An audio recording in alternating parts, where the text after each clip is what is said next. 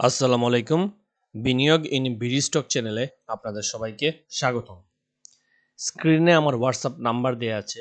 যদি আপনাদের কোনো দরকার হয় তাহলে আমাকে মেসেজ দিতে পারেন। তাহলে চলুন, আজকে হচ্ছে 2 ফেব্রুয়ারি। আজকে হচ্ছে সোমবার। আমরা দেখি যে আজকে এবং গত কয়েকদিন মার্কেটে কি ঘটলো তা নিয়ে একটু আলোচনা করব। এবং চলুন প্রথমে আমরা একটু মার্কেট অ্যানালাইসিসে যাই।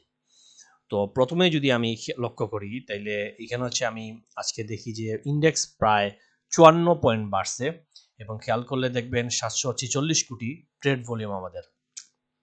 মানে গত কয়েকদিন থেকে আমরা দেখতে পাচ্ছি যে ভলিউম আস্তে আস্তে বাড়তেছে এবং আজকে তো অনেক বেশি, আসলে 700 কোটি, এটা আসলে খুবই ভালো জিনিস। এইভাবে যদি গ্র্যাজুয়ালি বাড়ে তাহলে আমাদের মার্কেট আসলে ভালো হবে, এটা আমরা বুঝতে পারবো এবং এইভাবে বাড়াটাই উচিত। তো আমরা এটাই আশা করতেছি যে যত নির্বাচন আস্তে আস্তে আসবে এবং নির্বাচনের পরেও মার্কেটটা এইভাবে ভালো হবে, এটা আমরা আশা, এটা আমরা ইনশাল্লাহ এরকম হবে, হইলে ভালো হবে। এবং দেখেন এখানে আজকে কি কি বাড়ছে: textile, pharmaceutical, engineering, bank, financial institution. এই পাঁচটা মোটামুটি আজকে একটু সবগুলাই ওভারঅল বাড়ছে। এবং যদি দেখেন টাকা কোনগুলা সবচেয়ে বেশি লেনদেন হয়েছে, অফকোর্স ব্যাংক। আজকে তো পুরো ব্যাংকময় বাজার, ব্যাংকের বেশিরভাগ শেয়ারই বাড়ছে কম বেশি। এবং আপনার এরপরে ফার্মাসিউটিক্যাল আছে, টেক্সটাইল আছে। আচ্ছা, এখানে তো বেশিরভাগই সবুজ। আজকে যেহেতু 54 পয়েন্ট পজিটিভ, মার্কেট সবুজ হবে, এটাই স্বাভাবিক। এরপর চলেন আমরা একটু ইন্ডেক্সটা খেয়াল করি যে ইন্ডেক্সে আসলে কি করতেছে। ইন্ডেক্সটা খেয়াল করলে দেখবেন এই জায়গায় যেটা আমি বলছিলাম যে একটা inverted head and shoulder pattern create করে এই মার্কেটটা উঠা শুরু করছে এবং মোটামুটি যতটুকু উঠা উচিত মার্কেট কিন্তু উঠে গেছে। আমি কিন্তু আপনাদেরকে এর আগেও আগের দুই একটা ভিডিও দেখবেন, আমি এই জোনটাকে দিয়েছিলাম যে মার্কেট এই জোনের ভিতরে ঢুকে গেছে এবং এই জোনের ভিতরে খেলবে আপাতত। তো মোটামুটি আমরা উপরে টাচ করে ফেলতেছি। আমার ধারণা নির্বাচনের আগে এই জায়গাটা ক্রস করাটা একটু কষ্ট হবে, দেখতে হবে ক্রস করা যায় কিনা। যদি টাকা না বাড়ে, ভলিউম দিয়ে এইভাবে না বাড়ে, 700-600 কোটি থাকে, তাহলে এই জায়গাটা ক্রস করবে না, এইখানেই তার ধাক্কাটা খাবে। এই যে ধাক্কা, মনে করেন আপনার এটা যদি ধরি 5282, 5282 থেকে 5340 এই জায়গার মধ্যে একটু ধাক্কাধাক্কি করবে যদি ভলিউমটা না বাড়ে। আর যদি গ্র্যাজুয়ালি টাকা ঢুকতে থাকে, স্মার্ট মানি তারা চায় মার্কেটটা বাড়ুক, তাইলে বাড়ানো যাবে। তবে এখানে দেখার বিষয় হচ্ছে মার্কেটটা বাড়তেছে কিন্তু মাত্র 2-4টা স্টক দিয়ে, এটা আপনাদের মাথায় রাখতে হবে। হ্যাঁ, মার্কেট পজিটিভ, এটা সত্য, অনেকগুলো স্টকই বাড়ছে, এটাও সত্য এবং এটা আমাদের জন্য খুশির বিষয়। কিন্তু খেয়াল করলে দেখবেন আসলে এখনো কিন্তু উপরের দিকে এই যে ফাইন্যান্সের পুরান ফালতু স্টকগুলো আছে, এখনো এ বি ক্যাটাগরির স্টক বেশি একটা আসে নাই। এবং যদি আপনি ইন্ডেক্স মুভারে যান তাহলে দেখবেন কারা আসলে ইন্ডেক্সটা বাড়াইছে। দেখবেন ইসলামী ব্যাংকে কিন্তু প্রায় 26-27 পয়েন্ট বাড়িয়ে দিয়েছে, ব্র্যাক ব্যাংক 7 পয়েন্ট, আলারাফা হচ্ছে 4 পয়েন্ট। এরকম করলে দেখবেন এই ইসলামী পয়েন্ট ব্যাংকে 26 পয়েন্ট যদি বাড়ায় দেয়, তাহলে চিন্তা করেন ইসলামী ব্যাংক যেদিন লাল হবে, যেদিন নেগেটিভ হবে, ওই দিন তো মার্কেট ওইরকম 10-20 পয়েন্ট পড়বে। তো বাস্তবতা হচ্ছে আসলে মার্কেট আমরা, হ্যাঁ এটা বাড়তেছে, এটাও কিন্তু একটা ভালো জিনিস, মানুষের মাঝে কনফিডেন্স আসবে। সবাই সূচক বাড়লে সাধারণ পাবলিক খুব খুশি হয় এবং নতুন টাকা ইনজেক্ট করে বা লেনদেন করে। কিন্তু খেয়াল রাখবেন যে এই জিনিসটা যেন আমাদের জন্য কাল হয়ে না দাঁড়ায় যে আজকে ইসলামী ব্যাংক বাড়লো করে মার্কেট অনেক পজিটিভ, কালকে বসে ইসলামী ব্যাংক মাইনাস হলে, মার্কেট নেগেটিভ হইলে কিন্তু আমরা যেন ভয় পেয়ে না যাই, বা আমরা দেখা গেল ইসলামী ব্যাংক নামতেছে, আমরা মার্কেট নেগেটিভ, ওই সময় আমাদের যেটা একেবারে বটমে কেনা ছিল ওইটাও আমরা কি বেঁচে দিয়ে আসছি আন্দু না বুঝে। এই জিনিসগুলো একটু খেয়াল রাখবেন। আচ্ছা, তো আমরা একটু ইসলামী ব্যাংক দেখি, তাহলে ইসলামী ব্যাংক এখন কোন জায়গায় আছে। ইসলামী ব্যাংক অফকোর্স খুবই ভালো পজিশনে, খুবই সুন্দর ভলিউম। ইসলামী ব্যাংক কিন্তু মনে রাখবেন, ইসলামী ব্যাংক আমি আমার গ্রুপে সবার আগে কিনিয়েছিলাম গত ডিসেম্বরে। দেখেন এখানে একটা জিনিস আমি আপনাকে জানিয়ে দিই, গত 21 ডিসেম্বর, এখানে দেখেন 21 ডিসেম্বর একেবারে প্রথম আমি আমার গ্রুপে জানাইছিলাম, এটা ডিসেম্বরের গ্রুপে, যে অত্যন্ত সেফ একটা শেয়ার আমার চোখে আছে, চাইলে নিতে পারেন ইসলামী ব্যাংক 3260 অনলি। ভালো করে খেয়াল রাখবেন, নর্মালি বেশিরভাগ স্টক কিনলে আমি প্লাস মাইনাস দিই যে 20 পয়সা 30 পয়সা 1-2 টাকা প্লাস মাইনাস কিনবেন, কিন্তু ইসলামী ব্যাংক একেবারে 3260 একেবারে বটমে আমরা কিনতে বলছি, যে এখানে এর নিচে যাওয়া সম্ভব না। এবং এই স্টকটা কিন্তু এইখানে অনেক দিন, এই 3260 বারবার দিয়ে গেছে, টানা কয়েকদিন দিয়ে গেছে। 18 ডিসেম্বর থেকে আপনার এখানে প্রায় 1 জানুয়ারি পর্যন্ত টানা এই শেয়ারটা কিন্তু আপনাকে 3260 দিয়ে গেছে। এবং শুধু একদিন না, আমি বারবার আবার দেখেন 24 ডিসেম্বর আবার বলে গেছি আমাদের গ্রুপের যে কোনো শেয়ারই বাই রেটে পেলে নিয়ে নেবেন, যেদিনই হোক। যেমন ইসলামী ব্যাংক 3260 লাগিয়ে রাখবেন সকালেই। আমি বেহায়ার মতো বারবার একই স্টক বলে গেছি, কারণ আমার চোখে স্টকটা খুব ভালো পজিশনে ছিল। এবং এখানেই কিন্তু কিনেন অনেকেই, বেশিরভাগ মানুষ এখানে আমাদের গ্রুপে কিনছিলেন এবং এরপরেই দেখা যায় খুব দ্রুত দ্রুত, আমি জানতাম না আসলে এত দ্রুত এটা গেইন দিবে, কিন্তু 4 জনের খুব দ্রুত একটা গেইন দিয়ে দিছে। এবং তখনই আমরা এগেইন এখানে আমরা ডিসিশন নেই, কি ডিসিশন নেই দেখেন, 6 জানুয়ারি আমরা যেটা মেসেজ দিলাম যে 40 টাকার আশেপাশে আমরা সেল দিয়ে দিচ্ছি অলরেডি, যে 40 টাকার আশেপাশে সেল দেওয়াটা সঠিক সিদ্ধান্ত ছিল। এখন 37-এ নেমে আসছে, আরো 2-4 দিন যদি 35-এ আসে, আমার ধারণা আবার এন্ট্রি নেওয়া যেতে পারে। যদি মার্কেট বাড়ে তাইলে 35-34 এর আশেপাশ থেকেই আবার উঠে যাবে। এবং দেখেন এই স্টকটা এইখানে যখন আমরা সেল দিছি, এরপর কিন্তু আবার এইখানে সর্বনিম্ন 35-ই টাচ করছিল। 35-34 এর আশেপাশে থেকে আমি যেটা বলছিলাম, মার্কেট যদি বাড়ে আবার উঠে যাবে। সত্যিই কিন্তু মার্কেট বাড়লো এবং এটা কিন্তু আবার উঠে গেল। আচ্ছা, এখন দেখেন, এখন কোনটা হচ্ছে টার্গেট বা কতটুকু যাইতে পারবে, এখন এতটুকু যাবে এটা কি আমি আগে জানতাম? এটারও একটা প্রমাণ আপনাদের দেই আমি এই ভিডিও। দেখেন এইখানে একটা ভিডিও বানাইছিলাম আজ থেকে 1 মাস আগে। এটা যদি আপনি নিচে গিয়ে দেখেন, 4 জানুয়ারি এই ভিডিওতে বানাইছিলাম, এক্সাক্ট ভিডিওতে। জাস্ট এই কথাটা শুনবেন আমি কি বলি। ভিডিওর নামই ছিল বাজারের সেরা ব্যাংক ইসলামী ব্যাংক। তখন ভিডিওর টাইটেলটা একটু ডিফারেন্ট ছিল, বাজারের সেরা ব্যাংক কোন ব্যাংক এরকম মনে আমি লিখছিলাম। এখন আমি ভিডিওর টাইটেলটা সুন্দর করে দিলাম যাতে সবাই বুঝতে পারেন ইসলামী ব্যাংক ওই দিন ভিডিওতে আমি কথা বলছিলাম। এবং পুরা ভিডিও 18 মিনিটের ভিডিও, পুরোটাই আমি শুধু ইসলামী ব্যাংক বিশ্লেষণ করছিলাম। আমি জানি আমার ভিডিওগুলো আপনারা অনেকেই হয়তো নাও দেখতে পারেন, বা আমার গ্রুপে অনেকে ঢুকছেন, যেহেতু বেশিরভাগ মানুষই ঢুকেন যে আজকে ঢুকেই কালকে লাভ করার আশায়। কিন্তু বিভিন্ন সময় বিভিন্ন স্টক বিশ্লেষণ বা বিভিন্ন আমার গ্রুপে হোক বা ভিডিওতেও বিভিন্ন স্টক আমি খুব জোর দিয়ে কথা বলি, ওইগুলো আপনারা অনেকে হয়তো মানে খেয়াল করেন না। কিন্তু ইসলাম দেখেন, চিন্তা করেন, একটা ব্যাংকের উপর আমি পুরো একটা ভিডিও বানিয়েছি। নর্মালি আমি একটা ভিডিওতে একটা স্টক নিয়ে কথা বলি না, আমি অনেক স্টক নিয়ে কথা বলি। কিন্তু এখানে পুরো একটা ভিডিওই আমি একই স্টক নিয়ে কথা বলছি, যেটার উপর পুরো জোর দিছি। এখন ডাইরেক্টলি তো আর আমি বলতে পারবো না যে কিনেন, কারণ ভবিষ্যৎ কি আমি নিজে জানি না। কিন্তু আমার অ্যানালাইসিস যে কতটুকু কারেক্ট, জাস্ট শুনেন ইসলামী আমি কি বলছিলাম, এই লাইনগুলো শুনবেন। এইটা যে ভলিউম, এটা যে অবস্থা, এখন এখানে থামবেন, এটা বাড়বে অনেক দূর। এবং আপনারা যদি আমি টার্গেট বলি, আপনি তো বিশ্বাস করবেন না। টার্গেট আসলে আসলে টার্গেট বলেও লাভ নেই, কারণ টার্গেট তো একদিনে যাবে না। আপনারা আমি টার্গেট বলতে বলি, ভাই টার্গেট হচ্ছে 50 টাকা, বুঝছেন? টার্গেট তো 50 টাকা, মানে আপনি যদি এখন মনে করেন যে ভাই বলছে 50 টাকা, তাহলে আমি কালকে 40 টাকায় কিনি, এটা তো 50 টাকায় যাবে, বসে থাকবো না। 50-এ তো ভাই কালকে যাবে না। 50 তো এমন না যে আজকে 34, কালকে 39, এরপর 43, এরপর 45, এরপর 50, টানা টান 50 হয়ে যাবে, এটা তো হবে না। আর স্পেশালি ব্যাংকের স্টকগুলো এরকম টানা বাড়বেই না, কারণ এদের শেয়ার অনেক বেশি, এদের পেড আপ পিপল অনেক বেশি, এগুলো মার্কেট নড়াইতে অনেক টাকা লাগে, এই টাকা তো মার্কেটে নাই। ব্যাংকের স্টকগুলো বেশি বাড়তে হলে আপনার 1000 কোটি প্লাস হইতে হবে। আজকে একটা স্টার্টিং মুভমেন্ট দিছে, বেশি ব্যাংক বাড়বে না, এরপর অন্য সেক্টরে সুইচ করবে। তো এরকম জায়গায় আপনার টার্গেট হওয়া উচিত কি, আপনি ব্যাংক একটা বটমের জন্য কিনতে হবে, যেটা আমরা বটমে। তো শুনতে বললেন এখানে আসলে কি বললাম, আসলে যেটা বললাম যে 50-এ আসলে একদিনে যাবে না, 50-এ যেতে সময় লাগবে। এবং সেটা যখন যাবে, সেটা প্রথমে গিয়ে একটা ধাক্কা খাবে, যেটা আসলে গাইছিল। আপনারা দেখেন 50-এ কিন্তু একদিনে যায় নাই, প্রথমে একটা রেজিস্ট হয়েছিল, নাম ছিল কিছু, এরপর টান দিছে। এবং যেটা আমি ওই দিনই বলছিলাম যে এইখানে যে গেইনটা দিছে, যে ভলিউম করে, এটা আসলে এখানে আটকার অবস্থাই না, এটা কিছুদিন নেমেই আবার উঠে যাবে। এবং অ্যাকচুয়ালি দেখেন আজকে 50 টাচ করে উপরে উঠে গেছে। আমার ধারণা ছিল 50 মিনিমাম, 50 তো চলেই গেছে। এবং ব্যাপারটা দেখেন, আমরা একটা মানে একটা লিমিটে টার্গেট করি যে 50, এখন কি এটা এর উপরে যাবে না? যাইতেই পারে, ইম্পসিবল না। স্মার্ট মানি চাইলে যে কোনো কিছু করতে পারে। এটা নেক্সট টার্গেট হয়ে যাবে গিয়ে আপনার এই যে 60 টাকা হয়ে যাবে। এটা কি এর উপরে যাবে? যাবে। এর পরের রেজিস্ট্যান্স কি 70, এরপর উপরে যেতে পারে, যাইতে পারে। স্মার্ট মানি চাইলে একটা স্টককে যে কোনো জায়গায় নিয়ে চলে যেতে পারে, ইম্পসিবল না। এখন আমাদের টার্গেট হচ্ছে, তাইলে আপনি হয়তো বলতে পারেন ভাই কি করতে পারি এরকম স্টকে, বা আমাকে অনেকে জিজ্ঞেস করছিলেন, আমি বলছি ভাই এখানে একটা 43-44 এর রেজিস্ট্যান্স চাইলে সেল দিতে পারেন, আবার উপরে 50 একটা রেজিস্ট্যান্স চাইলে সেল দিতে পারেন। চাইলে সেল দিবেন, নাইলে আপনার যদি সাহস থাকে তাহলে স্টক ধরে রাখবেন। স্পেশালি স্টকটা যখন টানা বাড়ে, তখন স্টকটা আসলে সেল দেওয়া উচিত না, স্টকটা ধরে রাখা উচিত। এই ডিসিশনটা অনেকে নিতে পারেন না। কেন নিতে পারেন না আমি আপনাদের বলি। বেশিরভাগ মানুষের চিন্তা ভাবনা কি, বেশিরভাগ মানুষের চিন্তা ভাবনা হচ্ছে, ধরেন কি বলি, ধরেন আজ এই জায়গাটা আমি দেখাই, এই জায়গাটা দেখাই, এই যে বেশিরভাগ মানুষের ভুলটা কোথায়, এই যে পিনবার ক্যান্ডেল দেখেন, এটার মিনিং কি, 39.37 সরি 39.70 ওই স্টকটা ওই দিন উঠছিল, উঠে দিন শেষে কত থেকে গেছে, 38.40। হ্যাঁ, অর্থাৎ প্রায় 1 টাকা কমে দিন শেষে বন্ধ হয়েছে। এখন বেশিরভাগ মানুষের চিন্তা ভাবনা হইলো, এই যে 39.70 মার্কেটের সবচেয়ে হাইয়েস্ট যেটা যেদিন এবং যে সময় গেছে, ওই সময় জন্য ভাই আমি সেল দিয়ে সবচেয়ে হাইয়েস্ট লাভ নেই। যদি বাই চান্স কোনো কারণে 38-এ আমি সেল দিই, তাহলে তো আমার 1 টাকা চলে গেল, ও মাই গড, 1 টাকা আমি লস করলাম। মানে কি, মানে চিন্তা করেন, আপনি 1 টাকা লস করে আপনার তো লাভে অলরেডি আছেন, 1 টাকা তো আপনার লসের কথা না। এই ফাঁদে পরে সমস্যাটা হয় কি, মানুষ সঙ্গে সঙ্গে এখানে সেল দিয়ে দেয়, বা এই একদিন হোলটেলি সেল দিয়ে দেয়, বা 10% বেশি অনেক। কিন্তু এই মার্কেটটা আপনার যখন ভালো হবে, যখন খারাপ হবে 5-10% ঠিক আছে, কিন্তু মার্কেট যখন ভালো হচ্ছে তখন 5-10% আশায় তো আপনি বসে থাকলে হবে না। চিন্তা করে দেখেন, বেশিরভাগ মানুষ আমাকে মেসেজ দেয়, ভাই আমার প্রতি মাসে 10% বা 5% লাভ দরকার, আমাকে ওইভাবে লাভ করে দেন।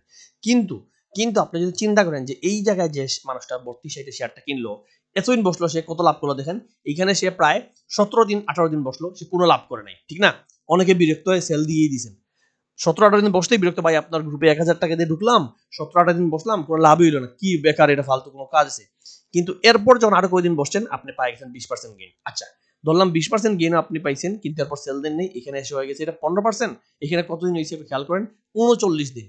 39 দিন, 40 দিন আপনি বসে আছেন, এবং আপনি হয়তো আমার বলেন ভাই 2 মাস আপনার গ্রুপে থাকলাম, 2 মাসে কোনো লাভ করলাম না, 2 মাসে আসলে মাত্র 10-15% পাইলাম, এটা কোনো কথা হইলো? কিন্তু আপনি যদি একটা ভালো পজিশনের স্টকটা কিনেন, এবং আমি সবসময় বলি যে স্টকগুলো আপনারে মানে একদিনে গেইন দিবে না, 2 দিনে গেইন দিবে না। আপনি যদি এই আশায় বসে থাকেন যে ভাই একেবারে বটমে, এই যে যেদিন এইখান থেকে যেদিন উঠবে, আপনি মেইন ভুলটা কোন সময়? সবার ধারণা হচ্ছে ভাই এই যে 27 জানুয়ারি থেকে স্টকটা উঠলো, আমারে 26 জানুয়ারি জাস্ট কানে কানে এসে বলে দেন, আমি 26 জানুয়ারি রাতে বলবেন, আমি 27 জানুয়ারি কিনে লাভ করে ফেলবো। সমস্যাটা এই জায়গায় যে আপনারা চান ঠিক হল্ট হওয়ার আগের দিন কেউ বলুক, অথবা হল্ট হওয়ার পর এই দিন টেনে কিনবেন, এই দিন টেনে টেনে কিনবেন। কিন্তু যখন একটা সেফ স্টক আপনার 2-3 মাসে বসে, 2-3 মাস আগে মানে পারফেক্ট জায়গায় কিনে, বলা হয় যে 2-3 মাস থাকেন, ট্র্যাক করেন, আমরা এই স্টকটা ট্র্যাকিং এ রাখবো, বাড়লে সেল দিব, কমলে কিনবো, এবং স্টপ লস মেনটেন করে করে চলবো। তাইলে যদি আপনি 2-3 মাস বসে থাকতে পারতেন, তাহলে দেখেন এই যে এখানে যদি আপনি কিনেন, একেবারে প্রথমেই ধরলাম আপনি কিনছেন 18 ডিসেম্বর কিনে থাকেন, তাহলে আজকে আপনার এখানে কতদিন দেখেন, 46 দিন, 46 দিনে আপনি 60% গেইন লাভ করছেন। 60% মানে চিন্তা করেন 1 লাখ টাকায় 60,000 টাকা কোন স্টক আপনাকে দিচ্ছে? এখানে মাত্র 46 দিন মানে 2 মাসও আপনার হয় নাই। 2 মাসের মধ্যে 60% কোন স্টক আপনাকে দিছে? এবং মনে রাখবেন, ইসলামী ব্যাংক কিন্তু বাজারে অনেক ব্যাংক নিয়ে অনেকে কথা বলেন। কেউ উত্তরা ব্যাংক, কেউ ইবিএল, যমুনা, সব ব্যাংকই ভালো। সব ব্যাংক নিয়ে, ব্র্যাক ব্যাংক, সব ব্যাংক নিয়ে অনেকে কথা বলেন। কিন্তু আমি যেটা হচ্ছে আমি মনে করি যে বাজারে সবার আগে আমি ইসলামী ধরছিলাম। কেউ ইসলামী নিয়ে কথাই বলে না, আমি যতটুকু জানি। আমি দেখছি কারো ভিডিও বা কেউ অ্যানালিস্ট বা গেমলাররাও আপনার ফেসবুক বিভিন্ন জায়গায় যে কথাবার্তা হয়, ইসলামী ব্যাংক নিয়ে কেউ কথাই বলে নাই খুব একটা। আমি সর্বপ্রথম একবারে বটমে ইসলামী ব্যাংক কিনতে বলছিলাম আমার গ্রুপে, এবং এই স্টকটাই আজকে দেখেন যত সময় যাচ্ছে বাড়তেছে। কই থেকে কই নিয়ে গেল, প্রতি পজিশনে প্রফিট নেওয়া গেছে, কিনা গেছে। ইনফ্যাক্ট এইখানে সেল দিয়েও এখানে কেনার মতো সুযোগ ছিল। কেউ কেউ কিনছেন, যে পার্সেন্ট করছেন, যে পার্সেন্ট সমস্যা নেই। এবং আমি আসলে সেল দেওয়ার মানে কি বলবো, সেল দেওয়ার জন্য ডাইরেক্টলি বলতেও চাই না, আমি বলতে চাই আপনি হোল্ড করেন। এগুলো জায়গায় আসলে সেল দিবেন কিভাবে, মানে এই যে ভুলটা করেন কিভাবে, এগুলো জায়গায় সেল দিবেন হচ্ছে, মনে করেন আপনি এখানে কিনছেন, হ্যাঁ, এখন বা এইখানে কিনছেন, ধরলাম এইখানে কিনছেন, এখন একটা হোল্ড হয়ে গেছে, তাই না? এখন পরের দিন কি আপনি সেল দিবেন না? পরের দিন আপনি এই জায়গাটা ধরেন 40-90 আপনার স্টপ লস ধরেন, পরের দিন কি হলো, আবার হোল্ড হয়ে গেল, সমস্যা নেই, পরের দিন তো 40-90 নামে নেই, আবার ধরে রাখেন। এর পরের দিন আপনি আপনার স্টপ লস ধরেন এইটার নিচে, মানে ক্যান্ডেলের নিচে ধরেন, সরি এইখানে ধরেন 37-90, এরপর দিন ধরবেন এখানে 41-80, 41-80, যেহেতু আপনি নিচ থেকে কিনছেন 41-80, এখন দিন শুরু হইলো, এখান থেকে নেমে নেমে 41-80 নিচে আসলে সেল দিবেন, আসছে নাকি আসে নাই, তাইলে আবার হোল্ড, আবার ওই দিন হোল্ড, পরের দিন কি হলো, এখন আপনার স্টপ লস এই ক্যান্ডেলের নিচে, পরের দিন আবার হোল্ড, আবার যখন হোল্ড হয়ে গেল, স্টপ লসটা আপনি এই ক্যান্ডেলের নিচে নিয়ে চলে আসেন, যে 43-70, 43-70-এ এখন যদি স্টকটা এইখানে নেমে নেমে নেমে এখানেও আসে, সমস্যা নেই, যদি 43-70-এর নিচে চলে যায় সেল দিয়ে দিবেন, কিন্তু না, আবার পরের দিন হোল্ড, তাইলে এখন কি হবে, এখন আপনার আগামী দিন স্টপ লস কোনটা হবে, এই জায়গাটা স্টপ লস আপনার হবে এই টিক ক্যান্ডেলের নিচে, এই ক্যান্ডেলের নিচে স্টপ লস ধরেন 46-80, সরি 48-60, 48-60, এটাকে আপনি দেখাই, আমি লাল দাগ করে বড় করে দেখাই, এই যে 48-60, এটা হচ্ছে আপনার বর্তমান স্টপ লস। এখন যদি কালকে মার্কেট শুরু হয়, কালকে মার্কেট এরকম উপরে উঠতে পারে, নিচে নামতে পারে, হয়তো এখান থেকে নিচে নামতে পারে। এখন নিচে নামে যদি এইটা নিচে চলে যায়, তাহলে সেল দিয়ে দেবেন। আর এইটার নিচে না গিয়ে এখানে ঘোরাঘুরি করে আবার কয়দিন এখানে ঘোরাঘুরি হোল্ড করবেন। স্টক দেখতেছেন এখানে উঠতেছে, উঠে নামে, উঠে নামে, হোল্ড করেন, হোল্ড করেন, করে দেখা গেল আবার একদিন টান দিল, আবার আপনি লাভে উঠলেন, মানে চিন্তার কিছু নেই। প্রবলেমটা কোন জায়গায় হয় জানেন? প্রবলেমটা হয় এখানে একটা ক্যান্ডেল কালকে হইলো, হয়ে নেমে গেল, তাই না? মনে করেন এখানে কালকে 56 টাকা গেল, 56 গিয়ে নেমে আবার দিন শেষে চলে আসলো 51 টাকায়। এখন বেশিরভাগ মানুষের দুঃখটা কোন জায়গায়, ভাই 56 টাকা থেকে 51, 5 টাকা লস হয়ে গেল, 5 টাকা লস হয়ে গেল, 5 টাকা। এই লস যদি আপনি চিন্তা করেন, যে এই যে অলরেডি লাভে আছেন, লাভের মাঝখানে আপনি লস যদি চিন্তা করেন, তাইলে তো আপনার মানে স্টক মার্কেট কিন্তু নেমে আবার উঠে যায়। এই যে দেখেন এখানে একদিন সেল ক্যান্ডেল দিছে, পরে কিন্তু আবার উঠে গেছে। তো এইখানে যে মানুষটা এখানে সেল দিছে, সেল দিয়ে হয়তো সে ভাবছে ঠিক আছে সমস্যা নাই, কিন্তু মার্কেট কি নামছে, স্টকটা কি নামছে না, দেখেন এই দিন লাল দিছে, অনেক মানুষ কিন্তু এখানে সেল দিছে, এই লাল ক্যান্ডেলে অনেক মানুষ সেল দিয়ে দিছে, কিন্তু এরপর কিন্তু আবার উঠলো। অর্থাৎ এরকম জায়গায় আসলে ডাইরেক্ট সেল দিতে হয় না, যদি আমরা নিজেরা অনেক সময় বলি ভাই প্রফিট নেন, এর কারণ কি, মানুষ পাগল হয়ে যায়। গ্রুপেরই অনেক মানুষ আছেন যে ভাই এই 2 টাকা লাভ করলেই মানুষ পুরোপুরি পাগল হয়ে যান। কারণ এরও একটা রিজন আছে, যেহেতু মানুষ বেশিরভাগ লসে থাকেন, অনেক লসে, এক একজনের পোর্টফোলিও প্রায় 50%, 70%, 80% লসে, তখন মানুষ যখন 5-10% লাভ পায়, মানুষ মানে খুশিতে পাগল হয়ে যায়। আর নর্মালি মানুষ, বেশিরভাগ মানুষই, এভারেজ মানুষ 5-10% বেশি লাভ করে অভ্যস্ত না। 5-10% লাভে থাকে, বড় বড় ট্রেডগুলো মানুষ নিতে পারে না। কিন্তু আমরা অ্যানালিস্টরা আসলে এমনভাবে চলি, আমরা কিন্তু বড় বড় মানে স্টকগুলাই ধরি, যে স্টক অনেক বেশি বাড়বে। এই মার্কেটে ব্যাংক সবগুলাই বাড়ছে, কিন্তু কয়টা ব্যাংক আপনার 60% গেইন দিচ্ছে দেখাইতে পারবেন? এই রিসেন্টলি যে ব্যাংক যে ভালো, কয়টা ব্যাংক এরকম বটম থেকে এরকম টপে উঠছে 60%, মানে আজকের দিনে 60%, এখনো আরো 10-20 টাকা বাড়লে 70-80% ডাবল হয়ে যেতে পারে, ইম্পসিবল না। তো কয়টা ব্যাংক দিছে আপনার? কেউ কি বলছে? অনেক অ্যানালিস্ট আছে, অনেক মানে কি বলবো সেরা সেরা মানুষ, কেউ কি বলছে ইসলামী ব্যাংক কিনেন? কেউ উত্তরা ব্যাংক বলছে, কেউ ইবিএল বলছে, কেউ যমুনা বলছে, কেউ ট্রাস্ট ব্যাংক, মিডল্যান্ড, অনেক কিছু বলছে, একটা মানুষও ইসলামী ব্যাংক বলে নাই। অথচ সবচেয়ে বেশি ভলিউম হয় মার্কেট ইসলামী ব্যাংক, সবচেয়ে বেশি ট্রেডিং হয় ইসলামী ব্যাংক, খুঁজ নিয়ে দেখবেন। তো এই ব্যাংকগুলো আমরা এরকম এরকম জায়গায় ধরে রাখছি ভিডিওতে, এবং সবচেয়ে বড় জিনিস কি, পাবলিক ভিডিওতে আপনাদেরকে আমি বলে দিছি। আপনারা পাবলিক ভিডিও অনেক সময় শুনেনও না, আর গ্রুপে বললেও মানুষ যেখানে অনেক সময় মানে পাত্তা দেয় না, সেখানে পাবলিক ভিডিও আসলে পাত্তা দিবে কি, বাট পাবলিক ভিডিওতে আমি এভরিথিং ডিসকাস করে দিছি, খুব সুন্দর করে পুরো একটা ভিডিওই বানাইছি জাস্ট ইসলামী ব্যাংক নিয়ে। এবং আজকে ইসলামী ব্যাংক দেখে মানে খুব খুশি লাগতেছে, ভালো লাগতেছে যে এত উপরে এত ভালো জায়গায় চলে গেছে। এবং এই ব্যাংকগুলা মানে এইভাবেই খেলা হয়, স্মার্ট মানির খেলাটা এখানে শুধু ফান্ডামেন্টাল দেখলে হবে না, স্মার্ট মানি জিনিসটা এইভাবে প্লে করে। তারা একটা স্টক একেবারে বটমে, দেখেন কত বটম থেকে তুলে আনছে, যে স্টকটা একেবারে বটমে কেউ খেলে নাই, সবাই অন্য স্টক এইটা ঘুরতেছে, তারা এটা পিক করে এটা নিয়ে আকাশে নিয়ে চলে যাবে, আবার এটা আকাশে নিয়ে ছেড়ে বের হয়ে যাবে, আপনি তখন এটা কিনবেন। আজকে আমার মানুষ মেসেজ দিতেছে, ভাই ইসলামী ব্যাংক কি কেনা যায়? মানে চিন্তা করেন, যখন এই মানে যে মানুষগুলো আমাকে আজকে মেসেজ দিল, এক ভাই উনি আমার গ্রুপেই ছিলেন, যখন আমি এইখানে উনি গ্রুপে ছিলেন এই জায়গায় বলছি, উনি কিন্তু কিনেন নাই, বিলিভ মি। উনি জানুয়ারি গ্রুপে ছিলেন 32 আমি বারবার বলে গেছি, উনি কিনে নাই, উনি বসে আছেন, উনি রহিম আউট 150 কিনে বসে আছেন, এখানে কিনলেন না। এরপর আজকে শুনি বলেন ভাই ইসলামী ব্যাংক কি কেনা যাবে? তখন আমি আসলে কি আনসার দিব ওনাকে, চিন্তা করে দেখেন। এখন আপনারাই বলেন বর্তমানে আমি আসলে কি বলতে পারি ওনাকে, কারণ যখন একটা স্টক অনেক বেড়ে যায় তখন আসলে আমরা ওইটাতে আর রিস্ক মনে করি। অফকোর্স এখনো কিনা যায়, এখনো বাড়তে পারে, সমস্যা নাই, কিন্তু এই জায়গায় এখন আর এটা টেকনিক্যালি ধরাটা কঠিন, কারণ এখন এটা বটম থেকে উঠতেছে, অলরেডি অনেক গেইন, 60% গেইন দিয়ে দিছে। দেওয়ার পর আপনি যদি কিনেন, তাহলে নামলে আপনি কি করবেন? কারণ আমরা তো হিসাব নিকাশ করেছিলি, আমরা তো মানে ভবিষ্যৎ দেখতে পাই না, আমাদের হিসাব নিকাশ স্টপ লস হচ্ছে 48-60। এখন যদি আপনি কিনেন, কেনার পর কালকে 48-60 নিচে গেলে তো সেল দিতে হবে, তখন আপনি তো লস। প্রবলেমটা তো এই জায়গায়, এখানে তো লসের চান্স ছিল না, এটা তো লস ফ্রি ট্রেড ছিল। একটা এই জায়গায় কিনাইছি, আপনি নিশ্চিন্তে বাড়বে বাড়বে বাড়বে, এখান থেকে ওটা এখানে নামছে, তবুও চিন্তা নেই, আপনার তো লসে না। যখন আপনার লসে না, তখন কিন্তু আপনার টেনশন করবেন কেন? এই জায়গায় যে কিনছে, সে মার্কেট বাড়লো, সে সেল দেনে, সে বসে আছে, সমস্যা নাই, সে আজকের দিনও লসে না, এখানে লসে না, লসে না, লসে না, লসে না, আবার বাড়লো, আবার এখানে লাল কেন, সে লসে না, সে লাভে, আবার বাড়ছে, সমস্যা নাই, আবার কালকে বসে একটু নামবে, লসে না, তার স্টপ লস হচ্ছে 48-60। 48-60 নিচে গেলে সে সেল দিবে, এর আগ পর্যন্ত সে লসে না, সে উঠুক, সমস্যা নাই। এই জিনিসগুলো খেয়াল রাখতে হবে। নতুন করে কিনতে গেলে আপনার তো এই স্টপ লস আপনার থাকবে না, নতুন করে কিনতে পারবেন আপনি 48-50, 48-60 স্টপ লস কিনতে পারবেন, কিন্তু কালকে যদি নামে, আপনি তো ম্যাচিউরড না, আপনার স্টকটা তখন লসে চলে গেলে কি করবেন? আবার নেমে দেখবেন উঠে গেছে, এই জিনিসগুলো তো হইতে পারে। তো এই হচ্ছে মানে বেড়ে যাওয়ার পর রিস্ক, তখন আপনার আর আমরা মানে টেকনিক্যালি বেড়ে যাওয়ার পর আমরা কোনো রিস্ক স্টকে যাই না, সেটা বাদ দিতে ঠিক আছে, সেটা বেড়ে যাক, সমস্যা নাই। আর বাস্তব কথা হচ্ছে, এখন যে মার্কেটে 700-800 কোটি, মানে এখনো 700 কোটি 800 কোটিতে যায় নাই, এখন ইসলামী খুব বেশি, এর চেয়ে বেশি বাড়াটা খুব কষ্ট হবে, বাড়তে পারে, কিন্তু এই যে 60 টাকা হয়তো 52 তো আজকে চলে গেছে, 56, 57, 58, 60 যাইতে অনেক কষ্ট হবে আমার কাছে মনে হয়। যদি মানে 60 ক্রস করে, আমি আসলে অবাক হবো। 50 ক্রস করতে আমি অবাক হই নাই, 60 যদি ক্রস করে ফেলতে পারে, আমি মানে ফুল স্মার্ট মানির সালাম দিব যে ভাই অনেক খেলা দেখাইছো, ফাটাফাটি খেলা দেখাইছো, কারণ 60 ক্রস করাটা খুব কষ্ট হবে। তো দেখা যাক কি হয়। স্মার্ট মানি এগেইন চাইলে যে কোনো কিছু করতে পারে, ইসলামী ব্যাংক নিয়ে স্মার্ট মানি নিয়মিত খেলে, ইসলামী মিডল্যান্ড এগুলো নিয়ে নিয়মিত খেলে, তো এই স্টকগুলো বাড়া আসলে ইম্পসিবল না।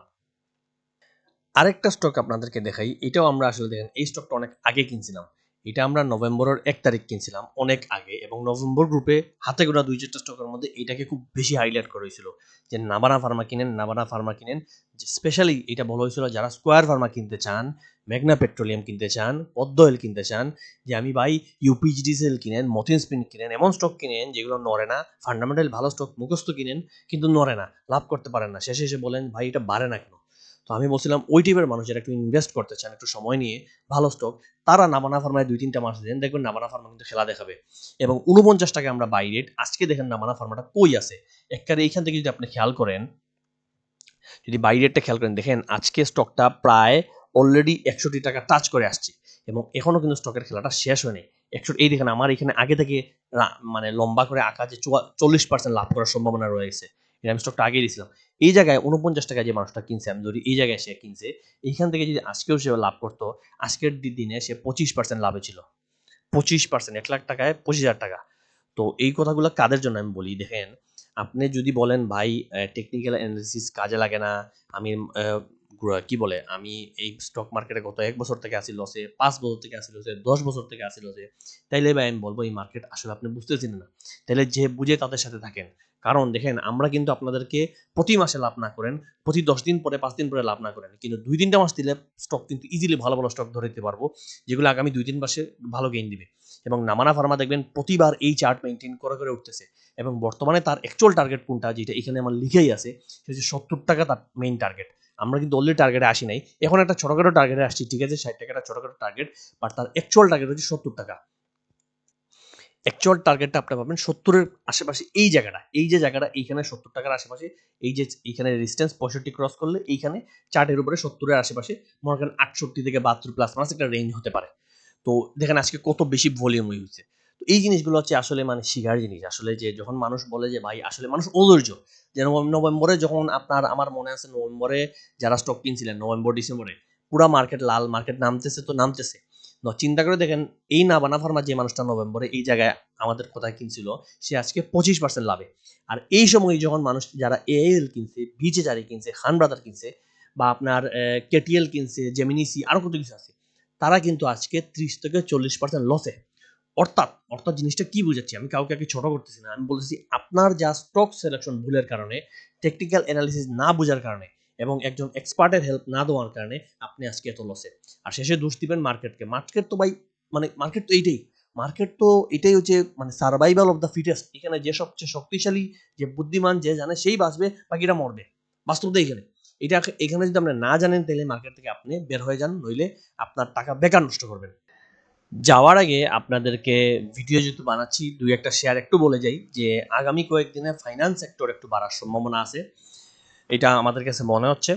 সো ফাইন্যান্স সেক্টরে একটু খেয়াল রাখতে পারেন, স্পেশালি 2-3টা স্টক আপনার মনে করেন আইডিএলসি বা আইপিডিসি আছে। আইপিডিসি আজকেও একটা ভালো ক্যান্ডেল দিছে, মোটামুটি উঠার জন্য একটা রেডি হচ্ছে। সো আইপিডিসিও এখানে একটা ডাউন ট্রেন্ড কমপ্লিট করে এটা ব্রেকআউট দিছে, এখান থেকে উঠলে সম্ভাবনা আছে খুব ভালো। সো আইপিডিসিও দেখতে পারেন কেনার মতো একটা স্টক। একইভাবে আপনি যদি বলেন আইডিএলসি ভালো আছে, তবে আইডিএলসির অবস্থা কি কতটুকু দেখি তো। হ্যাঁ, আইডিএলসি সেম দেখেন, একইভাবে সেম ফাইন্যান্স সেক্টরের স্টক, এটাও কিন্তু বাড়ার সম্ভাবনা, এখানে সুন্দর ক্যান্ডেল দিছে। ঠিকইভাবে আপনি যদি ডিবিএস দেখেন, ডিবিএস এর ক্ষেত্রে খেয়াল করবেন ডেল্টা ব্রাক হাউজিং, মেবি এটা হাউজিং ফাইন্যান্স কর্পোরেশন।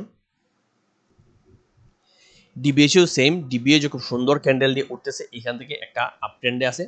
তো এই স্টকগুলো যদি আপনি কিনেন, তাহলে দেখেন ডিবিএস আপনি যদি বাই করতে পারেন, তাহলে ডিবিএস এর টার্গেট রাখেন আপনি 42 প্লাস মাইনাস হচ্ছে এবারের টার্গেট, প্রথম টার্গেট। একইভাবে আইপিডিসির ক্ষেত্রে আমি টার্গেট বলবো, আইপিডিসি যেটা বলতে ভুলে গেছি, সরি। আইপিডিসিতে আমার মনে হয় 25 টাকার দিকে, এইদিকে 25 টাকার দিকে টার্গেট রাখতে পারেন, 25 প্লাস মাইনাসে। সো এগুলো হচ্ছে মানে ফাইন্যান্সে বর্তমানে ভালো স্টক। আরেকটা মনে হয় ফাইন্যান্সে ভালো ছিল, আচ্ছা এনএইচএফআইএল মনে হয়, ন্যাশনাল হাউজিং ফাইন্যান্স, এইটাও মোটামুটি ভালো স্টক, এটাও কিন্তু গত কয়েকদিন উঠে গেছে, এটা আসলে দাম অলরেডি কিছুটা বেড়ে গেছে আমি যতটুকু দেখলাম। সো এটাতে আপাতত এন্ট্রি নেওয়া হয়তো ঠিক হবে না। এইটা যদি আগের কারো থেকে থাকে, তাইলে আমি বলবো যে এই জায়গায় একটা আপনার কি বলবো, এখানে একটা প্রফিট টেক হবে 26 প্লাস মাইনাসে। তো এটা খেয়াল রাখবেন, অলরেডি তো চলে আসছে 26 প্লাস মাইনাসে একটা প্রফিট হবে। আর যদি আমার মনে হয় এই জায়গা হয়তো এখান থেকে রিটেস্ট করে একটু নেমে এরপর ফাইনালি সে এই জায়গাটায় আসতে পারে, এই যে 29-এর দিকে। তো এই টার্গেটগুলো খেয়াল রাখবেন। এগুলো যে দেখেন, এমন না যে আমি বলছি কালকে হয়ে যাবে, আমার ভিডিও তো আর কালকে হবে না, আর আমার ভিডিও দেখেই কিছু মানুষ, এগুলো আপনি নিজে ডেইলি ট্র্যাক করতে হবে। হইতে পারে কালকে আমি বলছি এখানে এটা 26 টাকায় যাবে, কালকে স্মার্ট মানি বের হয়ে যাচ্ছে। তো এই জিনিসগুলো তো মানে তখন বের হয়ে গেলে তখন কি হবে, তখন আমাদেরকেও সেল দিতে হবে, জিনিসটা বুঝেন। মনে করেন স্টক আমার আছে, আমি দেখলাম কালকে স্মার্ট মানি বের হয়ে যাচ্ছে, এটা আমি কালকে ট্রেড আওয়ারে বুঝলাম, আমি তো ট্রেড আওয়ারে নিজের স্টকগুলা যাচাই বাছাই করি, সাথে আমার গ্রুপে যেগুলো সেগুলো যাচাই বাছাই করি। তো ট্রেড আওয়ার এখন আপনাকে আমি বলছি বাড়বে, এখন আপনাকে বলছি 26 টাকায় যাবে, ইনশাল্লাহ যাবে। কিন্তু যদি বাই চান্স কোনো কারণে কালকে কোনো বাজে নিউজ আসে, বা স্মার্ট মানি চিন্তা করে যে আমরা কালকে বের হয়ে যাই, এটা থেকে সমস্যা নাই, বের হয়ে যাবো, বা এটা ডিপিএস কালকে মনে করেন বাজে আসবে, স্মার্ট মানি তো জানে, তো তারা কালকে থেকে বের হয়ে গেলে আমাদের তো কিচ্ছু নাই।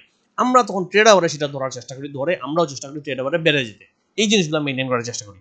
টেকনিক্যাল অ্যানালিস এইটাই, যে মার্কেট চলে কিন্তু স্মার্ট মানির আন্ডারে, স্মার্ট মানির কন্ট্রোলে।